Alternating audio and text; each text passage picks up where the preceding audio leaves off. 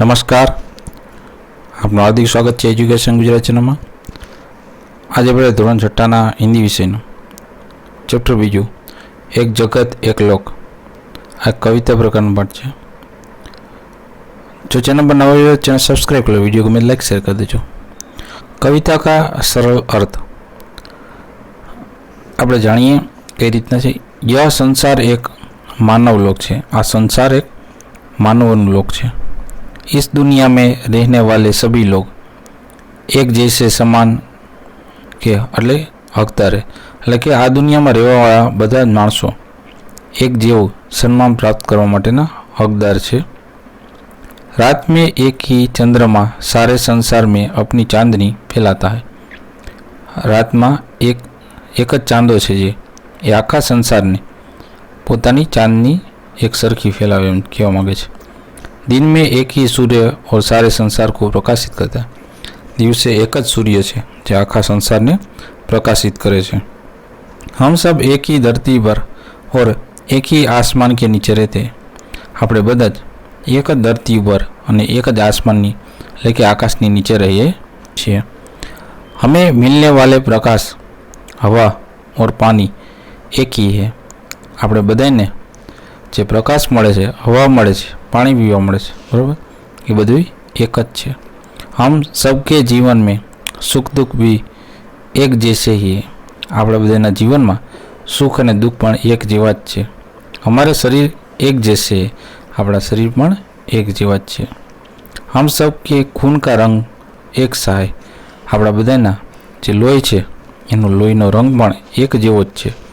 हमारे शरीर की बनावट एक जैसी हड्डियों से हुई है. એટલે કે આપણા શરીરની જે બનાવટ છે, બંધારણ, એમાં જે હાડકાં છે એ પણ એનાથી બંધારણ થયું છે, એ પણ સરખું છે. ટૂંકમાં સમાનતા દર્શાવવા માટે કવિએ આમાં કીધું છે આપણે. અમારે પ્રાણ બી એક જૈસે. આપણા પ્રાણ પણ કેવા છે? એક જેવા જ છે. હમ આનંદિત હોકર સુંદર રાગ છેડે. આપણે આનંદિત થઈને સુંદર રાગ ગાવા જોઈએ. હમ સમાનતા ઓર પારસ્પરિક પ્રેમ કે ગીત ગાય. આપણે સમાનતાના અને પરસ્પર એકબીજાને હળીમળી પ્રેમથી ગીત ગાવા જોઈએ. રાત દિન ઘર ઘર મેં યહી ગીત ગૂંજે कि हम सब एक जगत एक लोक के निवासी. रात અને દિવસ ઘરે ઘરે એક જ ગીત ગુંજે કે આપણે બધા એક જ જગતના એક જ લોકના નિવાસી છે, એટલે કે રહેવાવાળા છીએ. संसार के सभी राष्ट्रों में एकता का भाव लाना है हमारा सबसे बड़ा कर्तव्य है. સંસારમાં બધા જ ને રાષ્ટ્રની જે આપણી એકતા છે એ લઈ આવી, એટલે કે આપણે એક જ છીએ એમ, એ સૌથી મોટું આપણું કર્તવ્ય છે. હમ સબ મિલકર પ્રગતિ કરે. આપણે બધા જ એકસાથે હળીમળીને પ્રગતિ કરીએ. સબકા સાથ ન્યાય હો, એટલે કે બધાની સાથે ન્યાય હો, ન્યાય થાય એમ. માનવતા કી રક્ષા હો, માનવતાની પણ રક્ષા થાય. યહી અમારા ધર્મ બને. આ જ આપણો ધર્મ થાય. હમ સબ મિલજુલ કર વિશ્વ શાંતિ કે निशान यानी कि झंडे को हवा में लहराए और इस तरह अपनी एकता साबित करें. એટલે આપણે બધા જ હળીમળીને વિશ્વની જે શાંતિ છે, વિશ્વ શાંતિ, એને આમાં આપણે હવામાં લહેરાવીએ એના ઝંડાને, અને એ જ રીતના આપણે બધી એકતા સાબિત કરીએ. प्रश्न पहला, निम्नलिखित प्रत्येक प्रश्न के उत्तर के लिए दिए गए विकल्प में सही विकल्प चुनकर उसका क्रम अक्षर प्रश्न के सामने दिए गए बॉक्स में लिखें. पहला, हम सबका जीवन सुख दुख की कहानी है. दूसरा, हमारा राग कैसा होना चाहिए? तो सुहाना. तीसरा, मानवता ही हमारा सच्चा धर्म है. दूसरा प्रश्न है, कोष्टक में से उचित शब्द चुनकर रिक्त स्थानों की पूर्ति कीजिए. पहला, जीवन है सुख दुख की एक कहानी. दूसरा, हर्ष भरे गाए हम राग सुहाने.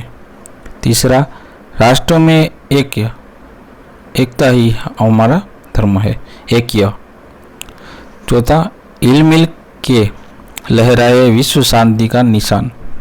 पांचवा, हम सबके खून का रंग एक जैसा है. तीसरा प्रश्न है, हम वाक्यांश चुनकर विधानों को पूर्ण कीजिए। पहला, हम सब मिलजुल कर विश्व शांति का झंडा लहराए। दूसरा, प्रकृति लोगों में भेदभाव नहीं करती, इसलिए वह सबको हवा, पानी और प्रकाश देती है।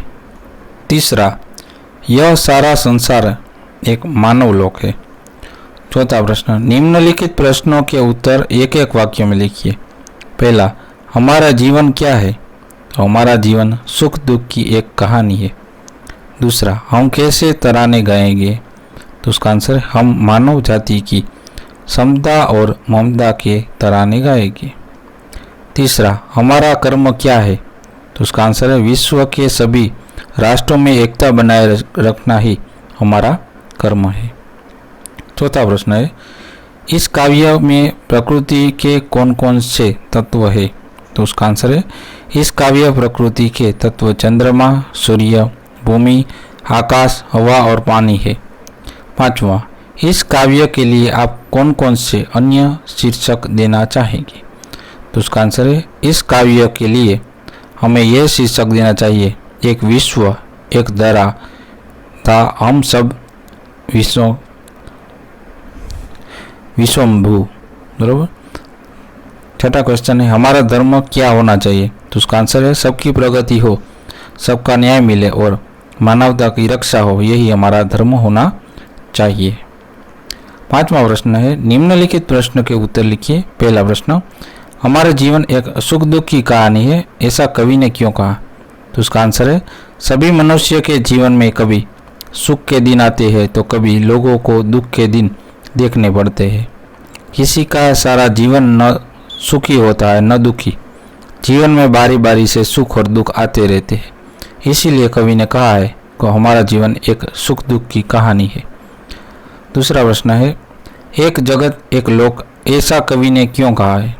तो उसका आंसर है, वह संसार एक मानव लोक है, एक ही चंद्रमा सारे संसार को अपनी चांदनी फैलाता है, एक ही सूर्य सारे संसार को प्रकाशित करता है, दुनिया के सभी लोग एक ही धरती पर और एक ही आसमान के नीचे रहते हैं।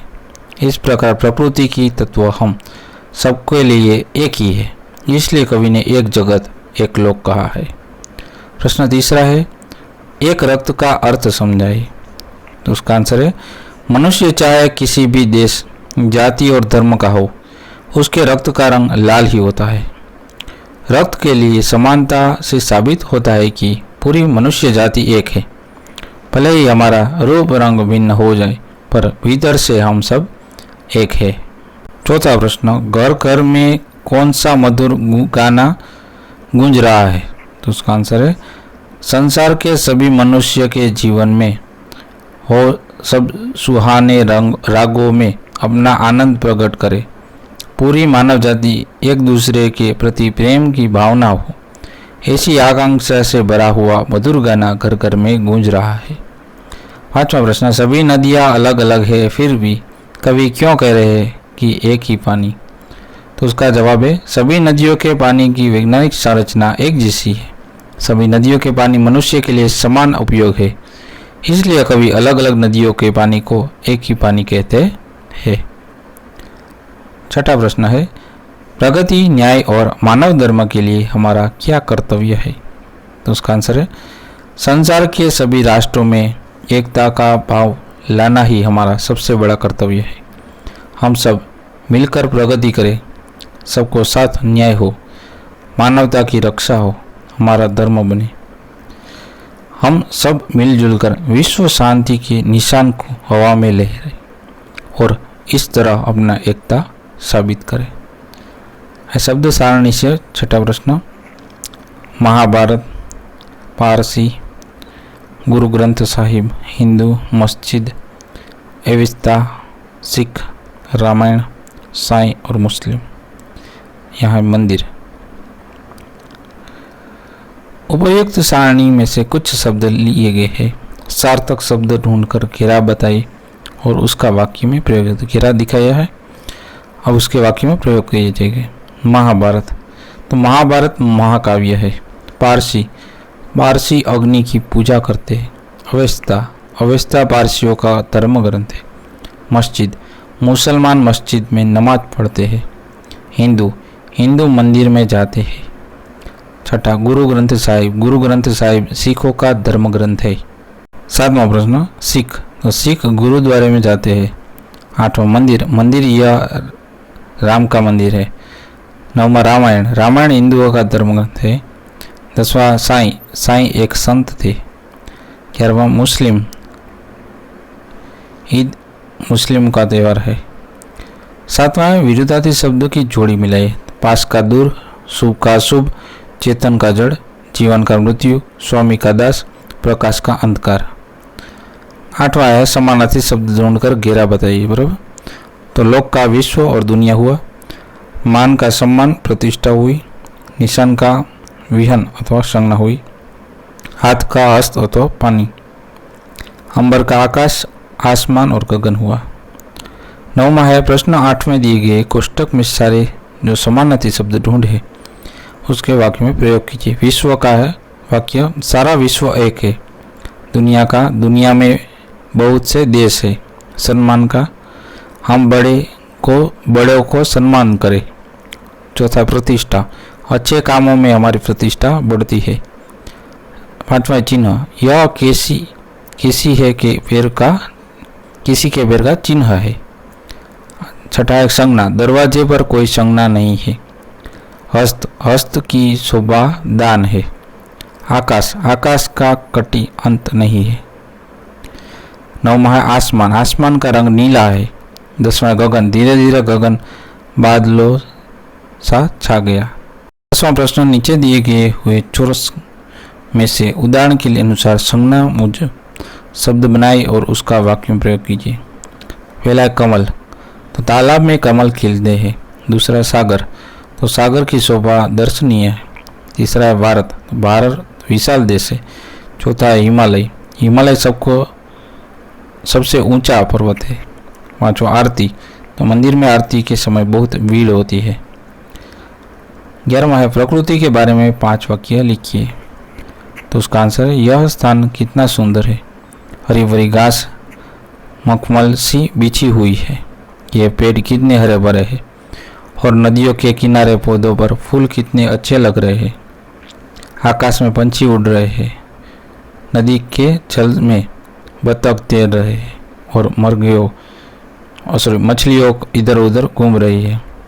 नीचे एक मोर रूमझूम करता हुआ चल रहा है।